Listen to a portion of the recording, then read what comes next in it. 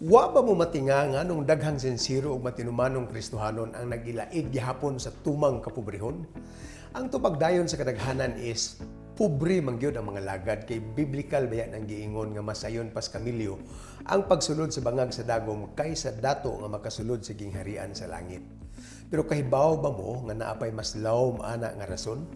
Si Lee Jenkins, usa ka sikat nga stewardship advisor sa social media, adunay mga tubag nga bisan ako nakuratan.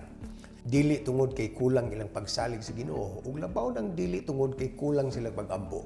Mato ni Jenkins, kasagaran kini tungod sa tulo ka rason. Una, kulang sa kahibalo. Ikaduha, way ayong pagdumala sa kwarta.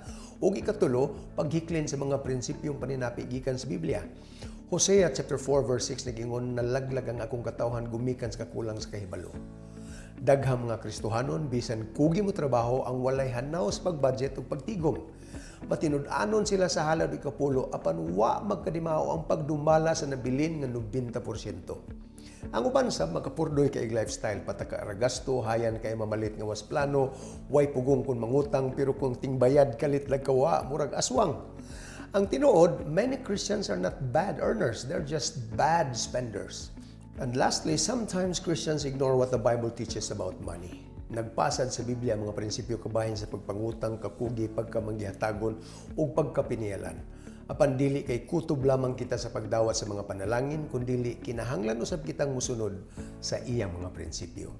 Ang maayong balita, dili imposible ang kagawasan sa paninapi, apan magsugod kini sa pagkatuon, pagsunod ug sa manggialamon nga pagdumala sa kadagaya sa Dios.